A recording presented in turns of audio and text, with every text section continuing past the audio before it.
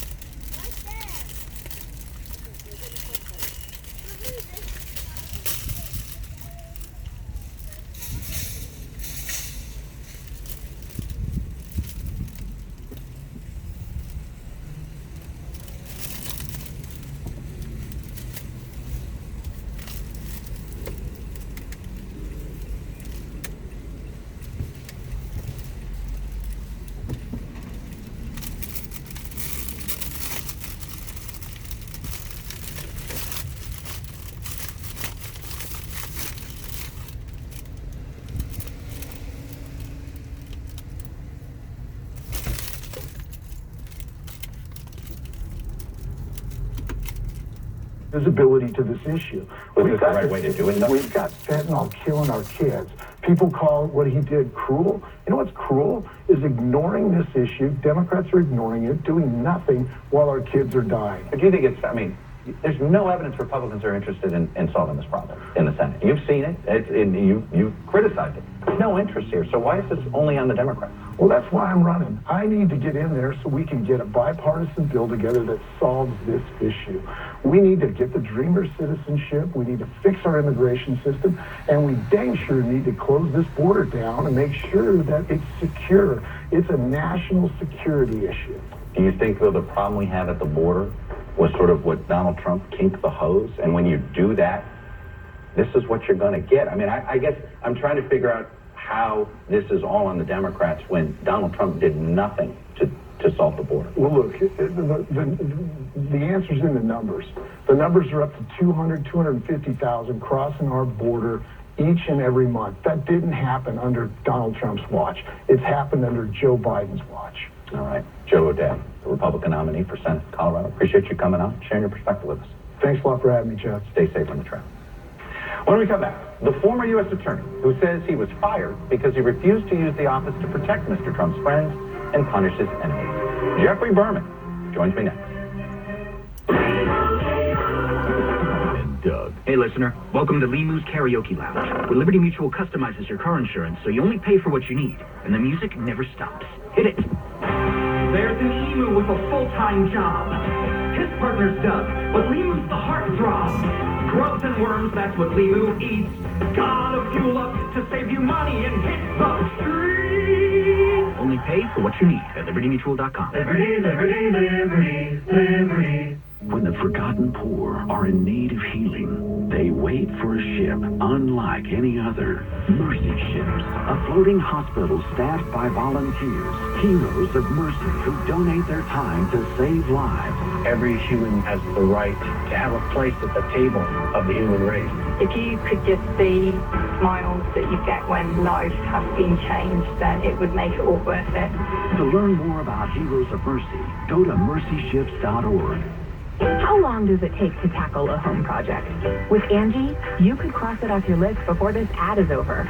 Just tell us what you need, indoor or outdoor, repair or redesign, and we handle the rest, sending a top pro to get it done. You don't have to lift a finger, except to tap the screen or click the mouse. Plus, Angie is free to use. So bring us your next home project, and we'll bring it home. Download the app or go to Angie.com. That's ANGI.com to get started. That looks delicious. Yeah, Taco Bell's double steak grilled cheese burrito. Don't know if you heard, but it has double steak, cheese grilled on top of it, and nacho cheese sauce inside. Ooh, let me have a bite. Nah, you're already cheesy enough with all your dad jokes. And I keep all my jokes in a dad-a-base. Leave me alone. I'm hungry. No, you're Dave. Hungary is a country. Taco Bell's double steak grilled cheese burrito is back. A participating U.S. Taco Bell locations for a limited time only. Contact local store for hours and participation with fair. Double steak claims compared to the steak quesadilla. I always wanted to learn Spanish, but I never thought I'd have the time. Then I discovered Babbel. Babbel's lessons are fun. They only take like 10 or 15 minutes, and in 3 weeks, presto, you're speaking another language. Like magic. I love that Babbel's lessons aren't just robots talking. They're voiced by native speakers, so you get the pronunciation just right. And they're designed by real language teachers, so you learn how to have real-world conversations, things you'll actually use. 3 weeks. It's incredible. After 3 weeks, I'm on vacation in Paris, having a conversation in French. There's all kinds of ways to learn. Use Babbel's podcasts for games or for videos. You can even join live classes with a language teacher. If you want to learn a language, there's no faster, easier, better way than Babbel. Babbel. Babbel. Babbel. Évidemment. Go to Babbel.com to try for free. That's BABBEL.com. Babbel.com. This is Ben Stiller, Goodwill Ambassador for UNHCR, the UN Refugee Agency. Your help is needed now. Vulnerable people are being forced to flee Ukraine and in emergencies around the world. They need emergency shelter. They need blankets and basic relief items. Please go online, unrefugees.org/Ukraine assistance to give what you can today. Families are scared and need life-saving support. Please give what you can to help people in need. Just go online to unrefugees.org/Ukraine assistance. At Bloomberg, we believe in the power of ideas. That's why we launched Bloomberg New Economy Catalyst. It's a community of global leaders and innovators who are blazing new trails to transform business and government. This platform will help them share their ideas with the world and provide access to the resources they need to bring them to life. Bold thinking, breakthrough action. Learn more at BloombergNewEconomy.com/catalyst. Welcome back. It has been an active week involving the investigations of former President Trump. On Friday, the Justice Department asked an appeals court to give it access to roughly 100 classified documents seized from Mar-a-Lago and not send them to a special master. Earlier, Justice sent out roughly 40 subpoenas in a separate investigation of Mr. Trump's efforts involving the efforts to overturn the election in and around January 6th. And then the Senate Judiciary Committee says it's going to investigate new allegations that the former president tried to use the U.S. Attorney's Office in New York to protect his friends and punish his enemies. And that last charge, that came in a new book. It's called Holding the Line by Jeffrey Berman. He was fired by Mr. Trump as a U.S. attorney. And not just in any district, it was the Southern District of New York. He says it was for refusing to politicize the office. Well, Jeffrey Berman joins me now. Mr. Berman, welcome to Meet the Press. Oh, thank you for having me. So let me start with this. You allege a lot of political interference, both by the former Attorney General Barr as well as the former president here. How confident are you that laws were not broken in their attempt to quiet you? Well, what I focus on is the violation of the cardinal principle of the Department of Justice, which is that partisan political concerns should not enter into any decision-making. And I wrote the book because I want people to understand the full scope of the improper and outrageous political interference by the Trump Justice Department in the cases of the Southern District of New York. The book demonstrates what Trump is capable of and what he's likely to do, and it provides a frontline view of just how vulnerable our justice system is. Well, I wanted you to outline that because I got to play something that the former president said last night at a rally in Youngstown about the Justice Department. Take a listen. And now the unprecedented weaponization of the Justice Department and the FBI to break into and raid the home of a former president of the United States. You volunteered for the Trump campaign in 2016. You're not just some sort of, never Trumper or anti-Trumper, however people want to classify various Republicans. What's your reaction to that quote? Well, it's really quite outrageous. Trump is trying to portray himself somehow as the victim of a politicized Department of Justice. And I think my book froze the irony of that. I mean, it was under Trump and under Barr that the politicization of the Department of Justice actually occurred. There's no evidence supporting that he was victimized, but my book details in granular level the evidence that the Department of Justice politicized and tried to politicize the cases of the Southern District of New York. Look, there's a whole slew we could go through. I'm going to single out one because it's probably the easiest one to describe in a short interview, and that's John Kerry. Here's the former Secretary of State. President Trump was mad about, because he was trying to stop President Trump from pulling out of the Iran nuclear agreement.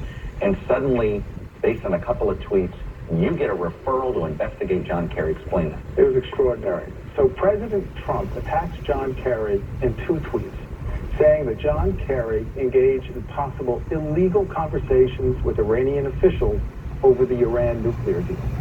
The very next day, the Trump Justice Department refers the John Kerry criminal case to the Southern District of New York. What case it existed based on this tweet? Yeah, based on the tweet. So 2 tweets from the president, and the John Kerry criminal case is now a priority for the Department of Justice. And the statute they wanted us to use was enacted in 1799 and had never been successfully prosecuted. So about 220 years on the books, and there were no convictions. And so we investigated. John Kerry was entirely innocent, and yet the Justice Department continued to push us and push us and push us. And when I declined, Attorney General Barr did not take no for an answer. He transferred the case to another district, and thankfully that district didn't indict either. The various instances where you show this interference are pretty damning. One of them had to do with the case involving Stormy Daniels and Michael Cohen. Michael Cohen is upset because he believes you should have come out sooner. I'm going to put up a quote here about you. He said, he had an obligation to come forward to Congress, the FBI, or law enforcement to disclose, not release the information years later in a book. Berman's actions are, at the bare minimum, unethical and quite possibly illegal. You did go before the House Judiciary Committee in 2020 before the campaign. But do you think you should have sounded the alarm louder or stronger? I sounded the alarm very loudly when Attorney General Barr tried to fire me in June of 2020. I was about as noisy as I could be. I sent a press release to the entire country saying that the chief law enforcement officer of the country, Barr, lied when he said I was stepping down. And I used the language of the obstruction of justice statute, letting the country know what Barr was trying to do and how he had crossed the line. And then in my testimony before Congress, I reiterated that there would be that imposing an outsider, as Barr was trying to do, that an outsider who he trusted in charge of our cases and ongoing investigations would have disrupted and delayed those investigations. So I was very upfront with the danger that was going on. If Donald Trump's elected president again, what happens to the Justice Department in your view? Well, I shudder to think about it. The prospect of a second Trump administration frightens me. All of the dangerous and outrageous things he did as president will be repeated if there's a second administration, except this time he's going to be more successful in doing them. And remember, when he was president, he always knew he had to stand for re-election. If there's a second administration, he'll be free of those concerns. Bill Barr, do you believe he committed any crimes in trying to obstruct your ability to do your job at FDNY? Bill Barr wrote a book of 600 pages, and in that book, he didn't mention any of the improper and outrageous political interferences with our office. He never mentioned John Kerry. He never mentioned Gray Craig. He never mentioned Cohen. He never mentioned Hoffbank. He never mentioned my firing. It was a complete whitewash of what went on at the Justice Department under his leadership, and we are now beginning to take that whitewash away. I want to play something Merrick Garland said yesterday at Ellis Island and get you to respond to it. Here's what he said. The rule of law means that the law treats each of us alike. There is not one rule for friends, another for foes. One rule for the powerful, another for the powerless. One rule for the rich, another for the poor. What kind of confidence do you have in Mayor Carlin as Attorney General? Oh, I think what he's done and said so far, I have a great deal of confidence in. And one of the things that he recently took an appeal regarding the Mar-a-Lago search, and there's an urgency to what the Department of Justice is pursuing here, and I understand it entirely, and it stems from the revelation that Donald Trump and those around Donald Trump are being investigated not just for the mishandling of classified information, but for obstruction of the subpoena requiring the production of that classified information. And that is an extremely serious charge. If that were in the Southern District, it would have our highest priority, and we would be moving very quickly on it. I was just going to say very quickly, everybody's been wondering if indictments are coming, is this something we should expect in months, not years, or weeks, not months, or months, not years? Well, there is the 60-day rule at the Department. Does this qualify for it in your mind? An indictment rule with Trump being, he's not on the ballot. Oh, yes, but you're not, it counsels against taking any action that could impact an election. And I think this would qualify for that. And so, I think that counsels, I don't think anything dramatic should be expected prior to the election. All right, the book is Holding the Line, Jeffrey Berman, a former U.S. Attorney, Southern District of New York. Like I said, not just any district, the sovereign district of New York. Mr. Berman, thanks for coming on and sharing your perspective. Thank you for having me. You got it. When we come back, Florida Governor Ron DeSantis ships migrants off to Massachusetts. He says the point is blue states should share the burden of immigration at the border. But is it simply a troll for his 2024 campaign? Panel is next.